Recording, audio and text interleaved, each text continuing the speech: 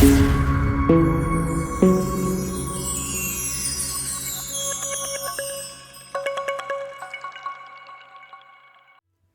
guys and welcome to the HJW Gaming channel and another of my commander guides, this time looking at the Mouth of Sauron. The Mouth of Sauron is probably one of my favourite evil commanders, having a particularly unique skill set and definitely countering some of the best meta good side commanders. I really hope you enjoy. So to begin with, to look at Mouth of Sauron himself. Mouth of Sauron is a tier 2 evil side commander who gains respect through the Black Númenórean tincture. The game lists him as a balanced role commander, meaning that when he hits level 20, he gains 25 might, focus and speed, as well as 2 skill points. He's also listed strangely as an all-around commander, which can lead all types of units well, and he provides some unit buffs. I'm not sure I'd call him this though. As you can see from his stats, he's very low might and definitely primarily focused on the focus stat. He also has reasonable speed at 81. His unique item is the Faceless Mask, which gives a small amount of might, focus and speed for orcs and trolls, but its primary use is for its buff, which is Parley, which in the first round means that Mouth of Sauron and the enemy commander has a chance to be stunned for 3 rounds, up to a 60% chance when fully refined. In my opinion, this is not a good respect 10 item, and I would not recommend investing the mithril in getting this item. Whilst it could be useful to counter one of Mouth of Sauron's biggest weaknesses, which is commander damage commanders, by stunning them in the first round, it's just not a high enough chance for that to happen, and there is definitely a better gold helmet that would be more useful to you, so this is not best in slot, so I wouldn't recommend picking it up. So here we have a typical Mouth of Sauron skill build. The spare skill points are usually allocated to the top Respect 0 skill tree, though these aren't what makes Mouth of Sauron so strong. So first up, we'll run through his bottom Respect 0 skill tree, which is the Harbinger of Darkness skill. Now this is one of his primary skills and one of the things that makes him so strong. So during the first 2 rounds of combat, both his own units as well as the enemy units will do 70% less damage. If a 15th skill point is allocated to this skill, that effect extends to 3 rounds and is increased to minus 75% damage for both his own units as well as the opponent's. I would only recommend allocating the 15th skill point if you have the best in slot Exquisite helm that I discuss later on. But why use this skill at all if it applies to your own units? You've got to think of what skills are very popular in the meta and what this counters against. One of the strongest skills in the meta at the moment is Convener, which allows you to get initiative and also a deal of follow-up in the first 2 rounds, so you attack twice. So in those first 2 rounds, if you're dealing significantly less damage, it massively nullifies the effect of a skill like Convener. Similarly, you quite often see Respect 10 Faramir's being used to deal high amounts of early range damage. Again, that completely gets nullified here if you have Harbinger of Darkness bringing that damage down by up to 75% in those early rounds. And of course, this isn't just exclusive to this one skill or just Faramir. Any commander that looks to do troop support will normally focus on the early rounds, as they're the most important rounds in combat. So what Mouth of Sauron is doing is making sure that you don't take too many troop losses in those early rounds, which can be very, very important. Similarly, you have to look at what stringing out the fight can do for Mouth of Sauron. So a Mouth of Sauron build will normally involve his main damage dealer being the Reaper unit.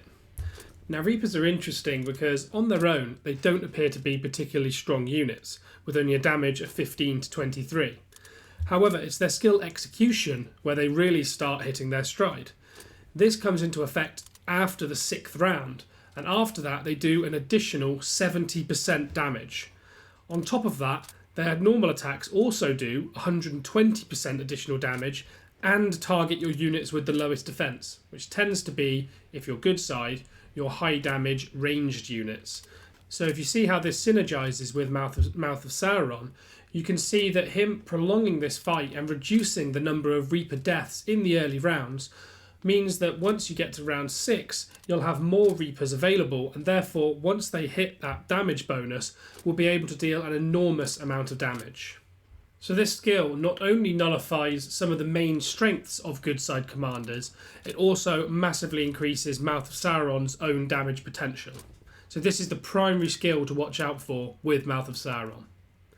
However, that doesn't mean the rest can be ignored. So if we look elsewhere on the rest of this bottom Respect 0 skill tree, we begin with Master of Mischief. Now this has a 2-round cooldown, so it'll activate every 3rd round. So what this does is, against 2 enemy targets, it inflicts Madness and also reduces the unit's defense by 5 for the next round after the skill activation. And that's per skill point, so it can go up to minus 35 defense. Though usually you only see 1 skill point put into this as you choose it for the influence of Madness. Now Madness has been covered, a million times over. The benefit of this is huge in that you get a 50% chance to confuse the enemies and make them deal damage to their own troops. So this has a twofold effect of reducing the damage that you take and also increasing the damage that your opposing units take. So Madness is always a strong skill and worth taking if available. The bottom Respect 0 skill tree makes this even better. This skill is Enfeeble.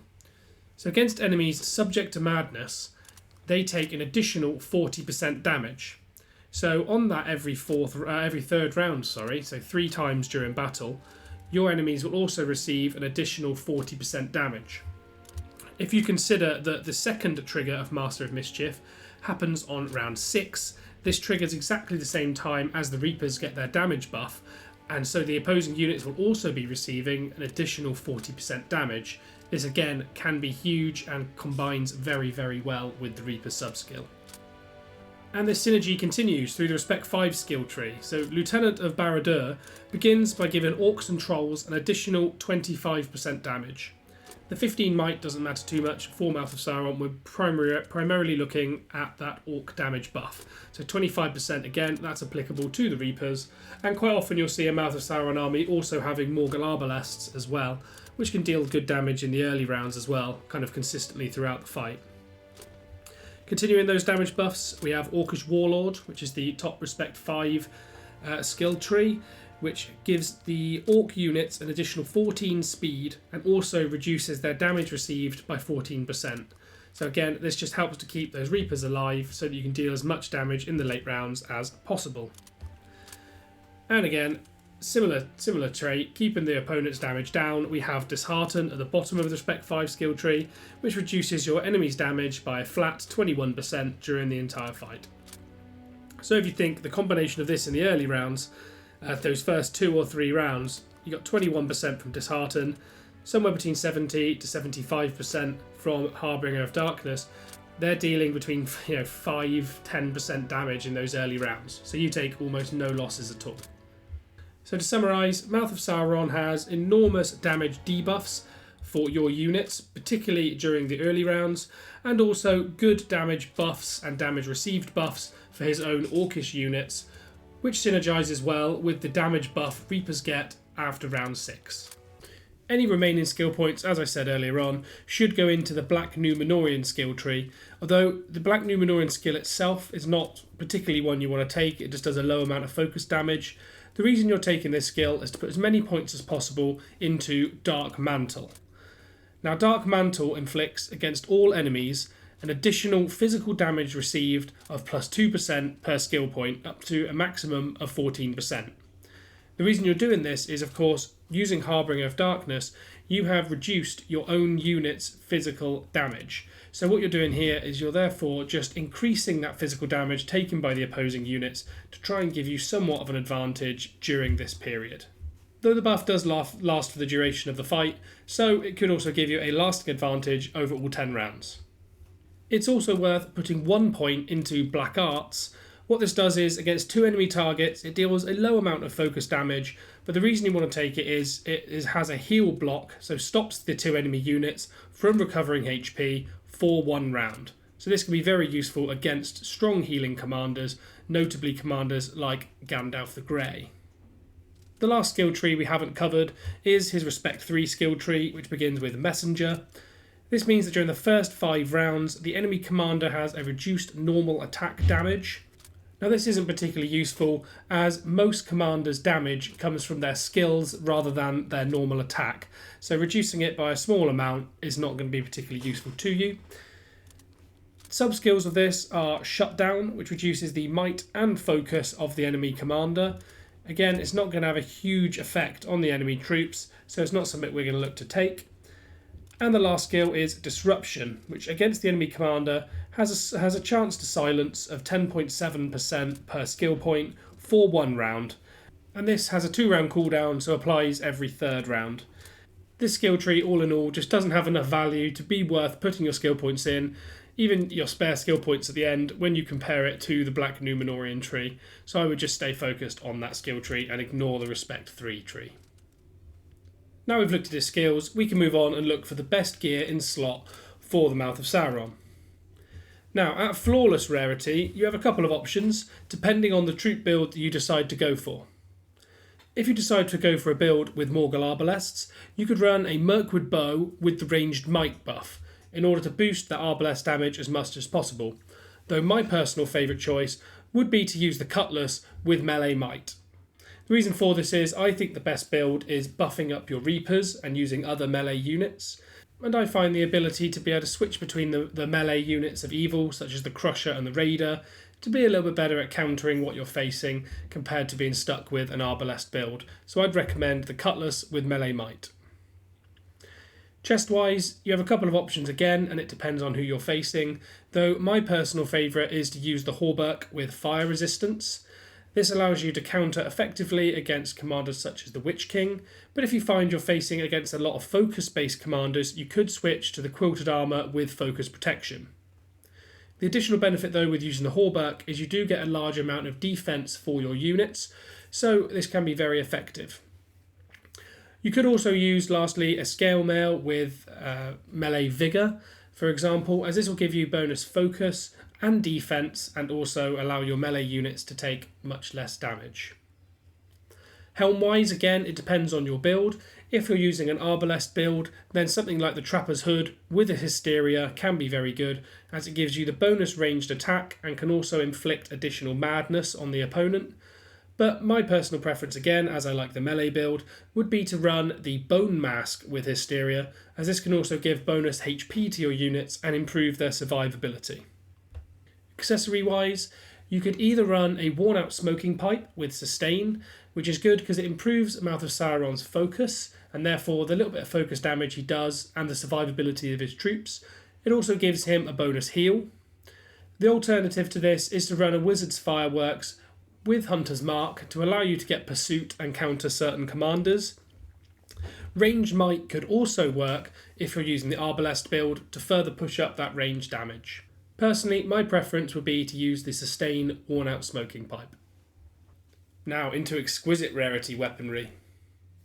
So for the weapon, I would recommend, as I would with most commanders, the Gigantic Hammer. The reason I recommend this is being able to give all of your units a +6 damage boost is absolutely huge and better than most weapons in the game. So just simply for that, I would use the Gigantic Hammer. As for its buff, I'd recommend using Rend so that your units can break through the certain amount of defense that your opponent's units can have to inflict even more damage.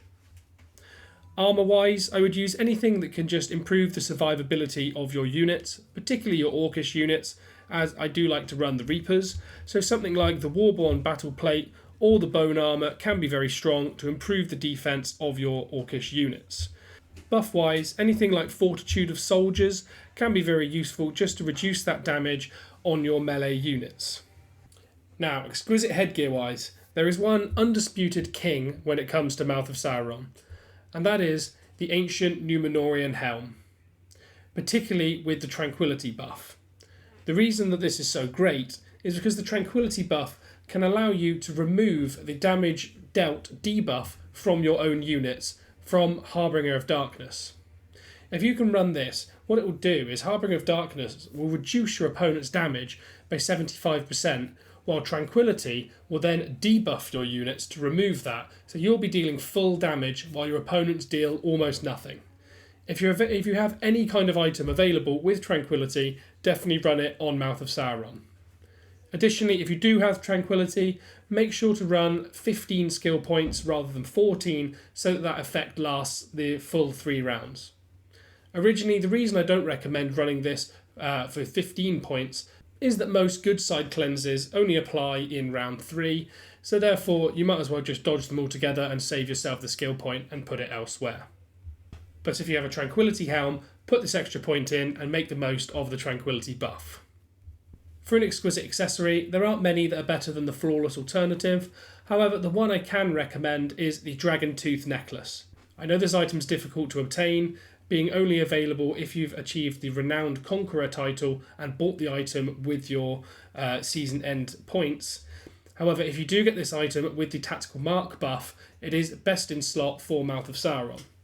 The reason for this is it massively increases the survivability of your units regardless of which troop composition you use, as if you use Orcs, Uruk-hai or Evil Men, you get a massive +6 to their HP, and if you're running Trolls, you get again a massive +45 to their defense. On top of this, if you have Tactical Mark as the buff, you still can also get Pursuit and the small chance of your units causing maximum damage in each round during the first 3 rounds.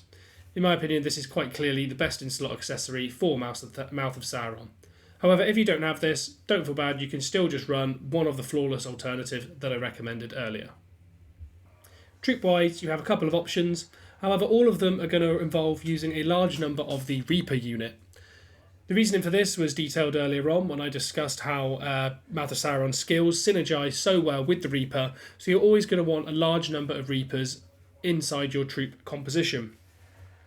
The other alternatives are, if you include the Morgul Arbalest, this can add another high damage unit to your army to just further increase that damage output, particularly with the follow-up ability. But this unit can also be subbed out for various other alternatives. If you're facing off against a lot of mounted commanders, consider subbing in the Raider, obviously only if your gear is not focused towards buffing the Morgul Arbalest, as the Raider will help to counter up against this. Also, you could run the Crusher, as the Crusher can also be very good for reducing the opponent's defense, particularly to increase the damage for your Reapers. The third unit I'd always recommend using is some kind of tank unit just to soak up the damage and reduce the amount of damage that you'll take for your Reapers. Now, as I'm always looking from a roleplay perspective, there is a limited number of troops that you can use for this. One of these is the Mountain Troll, however this does have a trade-off. The Mountain Troll can be very strong as it allows you, using its taunt ability, to keep damage away from your Reapers even during those low damage rounds and just keep your Reapers alive. However, what it does do is if you use the Madness skill in your bottom Respect 0 tree, is the taunt will override this madness and mean that your opponents will not hit their own units as they're forced to target the Troll. You could instead choose to use another tank unit such as a Dragoon, but in my opinion, I think the Troll has such high stats and is so defensive, and its taunt ability is perfect for keeping damage away from the Reapers, so I still think that is the best option. However, there is the alternative of the Dragoon, which of course is a little bit faster as well, so your march speeds won't be quite so slow. Now into battle reports. The first thing to note with Mouth of Sauron is you're not always going to be looking for a victory in every single fight. Of course, unless you have that Tranquility Helm. As he's causing minimum damage in a lot of the early rounds, a lot of his battles are going to result in draws. However, what you're looking for is a very favourable draw in your favour, just so the opponents lose a lot more troops than you. As such, this report here is from one of my Season 1 accounts with a low respect Mouth of Sauron, and he's used particularly to face off against a Gandalf the Grey, which is using Oathbreakers, which should be a very strong counter against my physical damage melee units.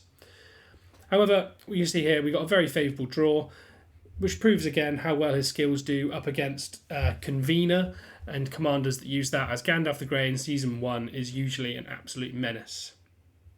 This second report here is from much later. This is a Season 5 Tactics Evolved server, where you can see a very strong Mouth of Sauron coming up against my Gil-galad, which at the time is very well geared as well. And you can see the level of victory which is inflicted here against a very strong Tier 3 commander in Gil-galad. And he lost many less troops than I, and quite clearly won this battle, and could just send another commander in to sweep away the last of my heralds. So you can see here just how much damage that Mouth of Sauron can do against other meta commanders such as Gandalf the Grey and Gil-galad. Anyway, with that, that's everything I have to offer. If you've enjoyed this video, please consider dropping a like and hitting subscribe. I would really appreciate it, and I bring out regular Rise to War content.